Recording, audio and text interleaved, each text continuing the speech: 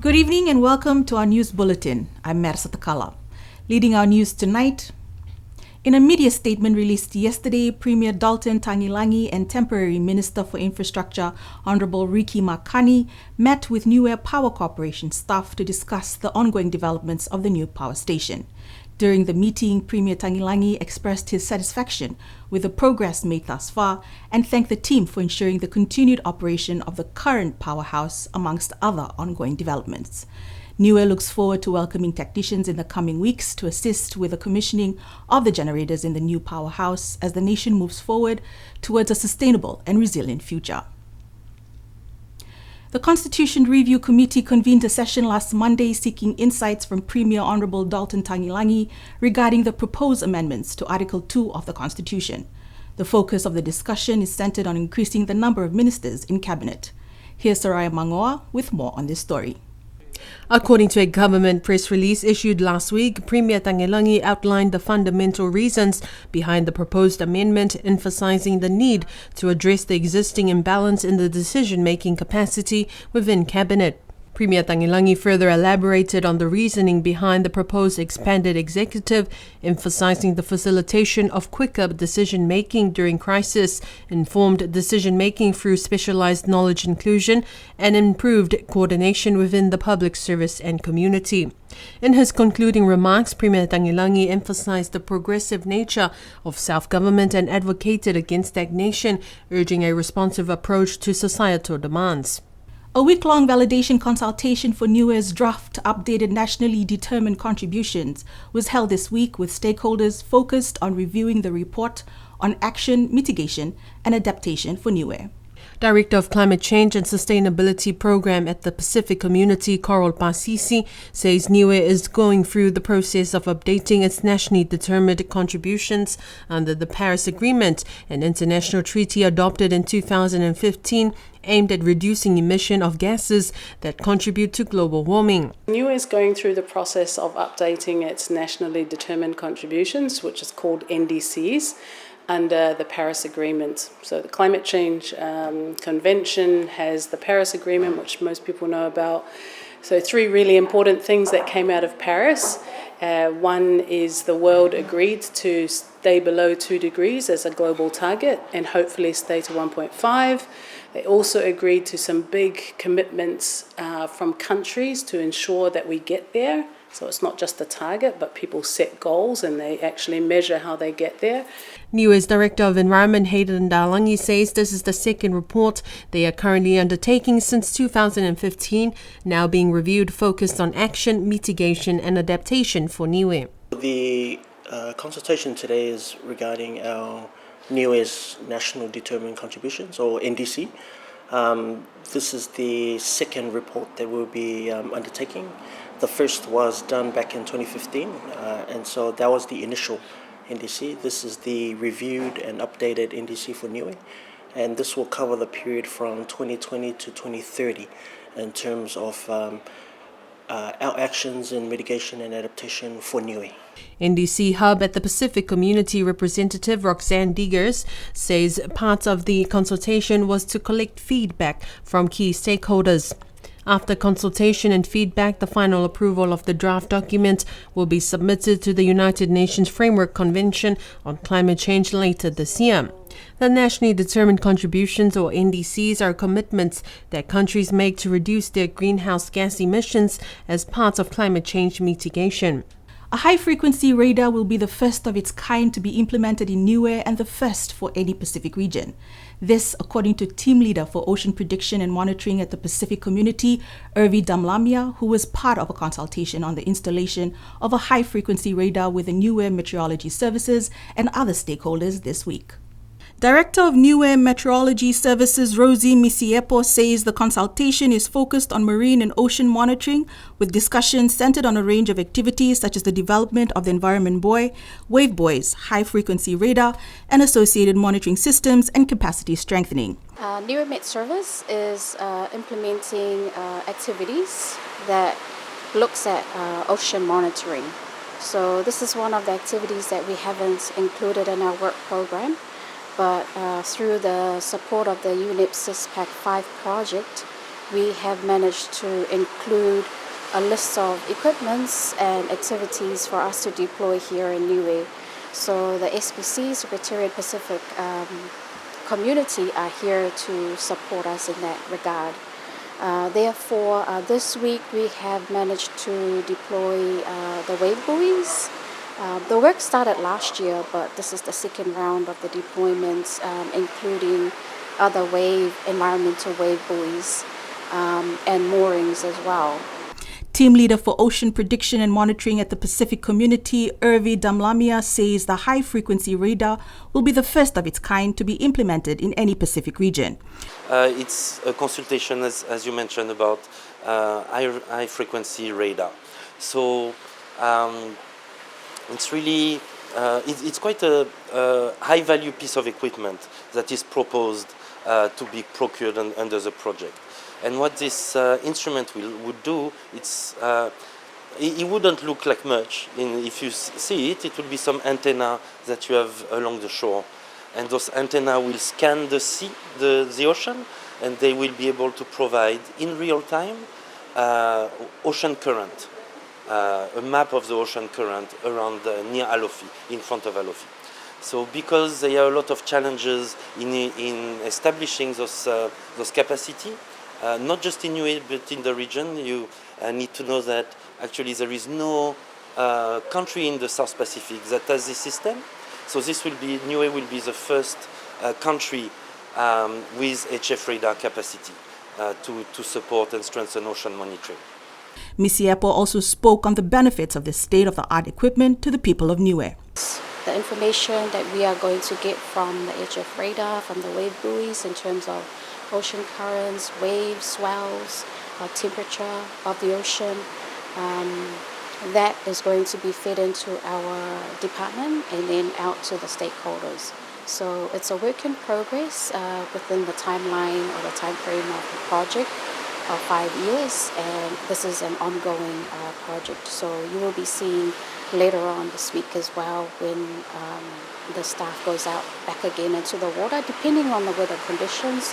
So all this work, deploying equipment out in the ocean is weather dependent.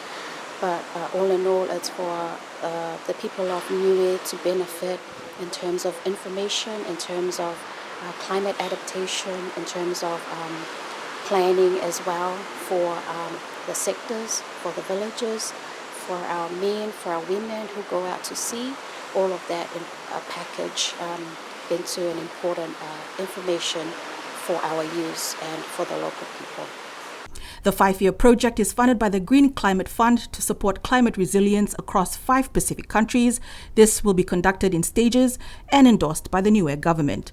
Representatives from the Maritime, Fisheries and Transport Department were part of the consultation held at Scenic Matavai Resort.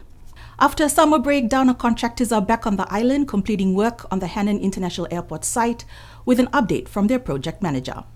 Downer's project manager, Greg Smart, has advised members of the public to be cautious as some of their trucks will be driving on the road, especially in the airport vicinity. Smart also mentions other work will include the terminal and parking area of the airport before they begin to demobilize. The main runway, the apron, the taxiway is all finished, but there's some small pieces to do for baggage handling and parking and things like that. So that's the April plan. And we need to do some preparatory work. So we'll be working in the vicinity of the terminal and some other places.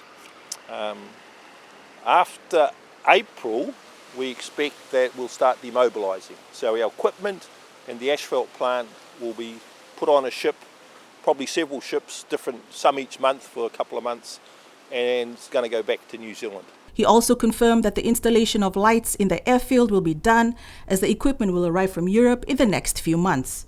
The airport upgrade project began in 2021 at a cost of $40 million and is expected to be completed in June this year. We've still got lighting work to do on the airfield, installing new lights to go with the work we did at the start of the project. So the bases and everything are in place, but we've just been waiting a long time for the equipment to arrive from Europe. And that should start coming in the next couple of months, and it's going to be installed.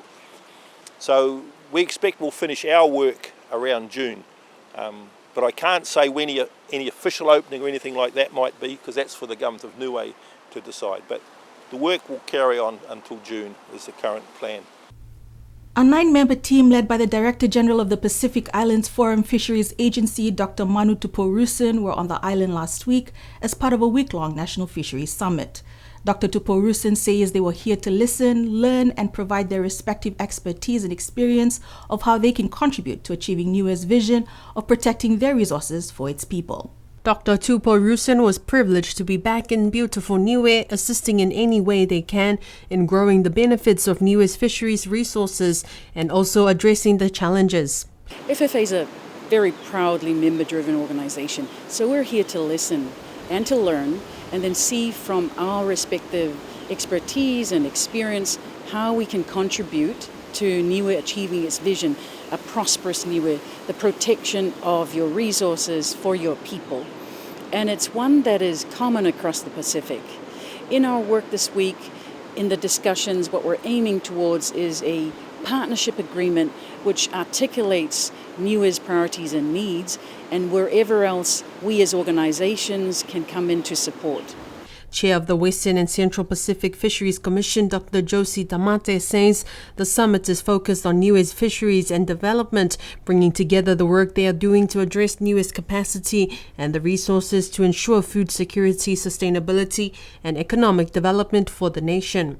This week we're having a focus on Niue fisheries and development, looking at bringing together all the work that we are doing, the responsibilities that we have at the national level, at the regional level, and also at the international level. There's a lot of opportunities, but there are challenges involved. Our task this week, today in particular, this is more of internal, where we have discussions about all the issues, all the opportunities that have been at the regional and international level, and also the reality of Niue's, our capacity, our resources to address, to make sure that we meet the responsibilities for our national, which is our village levels, tourism, making sure that the resources are sustainable for food security, economic development for Niue at the coastal area, but also how do we make sure that we sustain the level of revenue that comes from fisheries into the Niue government. Dr. Tamate hopes after the consultation there will be a country program agreement with FFA on what they can do to assist him with a vision and a strategy moving forward, especially with innovative options for Niue. We would like to have a country program agreement with FFA signed. This is articulating what they can do to help us, but it also what are our vision, what are some of the priorities that we can pursue going forward, given our capacity. I'm looking at some specific strategies on addressing our institutional strengthening, capacity building, but also what are the options that we can look into that are innovative. When you look at the responsibilities that we do have, we have the NOW project. It's a public-private partnership. We are involved in that.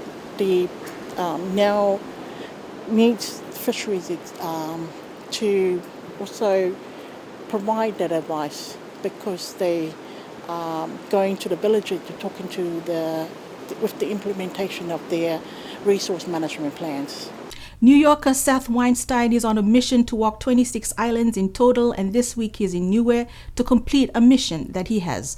Locals were concerned and curious to see a tourist walking for distances throughout the island, but were intrigued to find out that this was a personal goal of Seth. Here's Saraya Mangoa with more on this story. BCN News caught up with Seth, who was midway of his final walk from scenic Matavai Resort in Tamakotanga to Alofi this morning. This is part of a project of mine that just sort of happened because of the pandemic, to walk 26 islands from A to Z, one for each letter. It started with Aruba and Zanzibar because they were open in 2020, and my cousin had the idea, you do A and Z, you have to fill in the alphabet. So here I am. I had heard of Niue, but I didn't know much about it, so I was engrossed in Margaret Pointer's history of the island and checking things out, and it's really probably one of my favorite islands I've been to. This is island number 19 in the project. Seth is a musician in New York. He shared that this was a personal project of his, inspired from his first walk from New York to Boston in America during the COVID pandemic. Seth expressed his thoughts of appreciation to all the locals who have been kind and accommodating while being here. Seth arrived in Niue last Friday and will be departing the island tomorrow, where he will go to the next island in Japan. Capturing the original narratives of our indigenous instruments before the arrival of Christianity and colonization was what Tau Ili Ili Alpha Mayava was here on the island for last week. The award-winning Niuean Samoan is the host and co-producer for the Sounds podcast series Sounds of the Moana that won gold at the prestigious New York Festival's Radio Awards in 2022. BCN News caught up with Mayava and his film crew at the Taonga Niue, sharing more on the documenting of these traditional instruments around the Pacific. The Indigenous Sounds of the Moana is a project focused around capturing oratory legends, myths, and creating stories associated with 9 musical instruments that are indigenous to the Moana Oceania region. Award-winning Niuean Samoan producer Tau Ili Ili Alpha Mayava says Niue's unique instrument, the kilikiliho or the nose flute, is so rare most locals don't know that Niue has its own version. At the moment, Niue have, in terms of its material culture, what we do know is what Niueans call the kilikiliho or kilikiliho. That is the Niuean version of nose flutes. It is so rare that not many people understand that Niue used to have their own versions of the nose flute. But we're also here to look at the drums, if there is the nafa, what are the origin narrative? When I say by origin narrative, it's because our people always came from somewhere. Samoans believe that we came from the sun. Don't know if that's true, but no one's ever questioned them. So what about these instruments? Who created them? Mayava further explains the history behind the kilikiliho instrument. How about Niue? Is there a legend around the kilikiliho? If not, then what was its original purpose? Because see, these weren't just musical instruments. They were actually created either to, it was like the Panadol of the day. You got a headache, we'll play for you, you feel better. You want to find love, I'll play for you. Happy Valentine's, by the way. But that's what we're here to do. There's so many things. The Indigenous Sounds of the Moana project is the first of its kind, consisting of an 8-part series documentary by Sound Centre for New Zealand Music, funded by the New Zealand Ministry of Culture and Heritage, set for an international release later this year. The film crew will be visiting 11 Pacific nations for one-on-one interviews with current practitioners, makers, and knowledge holders of the traditional instruments. This is part of an 8-part series documentary that's going to be released international from the Sound Centre for New Zealand Music, funded by New Zealand's Ministry of Culture and Heritage. It's for the diaspora. We have a lot of our kids who grow up outside the island. A lot of them don't speak the Bangahauni way or different tongues. Music is a communal sound that can help you attach to your identity. This will be released in July, August. It will do its rounds around the world.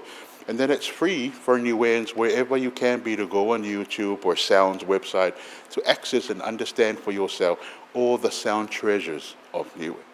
Mayava has also been working closely with the Taonga Niue department over the past week to conduct his research on the traditional Niue instruments. And finally on our news tonight, 15-year-old Joshua Buckner Po Male, a young and active player for the Niue Toa Motu Rugby League, was selected to play in the Sean Johnson Shield Under-16s Auckland Rugby League youth tournament currently being held in New Zealand. The tournament consists of 6 teams, with 4 from Auckland, Bay of Plenty and Waikato. Last week, Joshua played his first game for Team Auckland Blue against Auckland White, starting at fullback, going down 32-28. According to coach Dave Ulukita, who left Niue with Joshua last month, says that this has been a huge opportunity for Joshua after gaining representative honours playing in the Niue team at last year's Under-15s Pacifica Youth Cup. Joshua is paving the way for our local youth here in Niue, considering rugby league is still new to the island, and also Joshua, who is still in his first year of playing rugby league. Joshua has 3 more games in Auckland before returning back to Niue for his education. Also, Toa Motu Rugby League will be running a Rugby League Academy camp aimed at male players from ages 13 to 18 years old within the high school. Their goal is to share insight into the core fundamentals of rugby league and develop Niue youths who are keen and interested to play the sport. And that's our news bulletin for tonight. Join us next Tuesday for our Vanga Hau Niue Bulletin with Saraya Mangoa. Until then, good evening.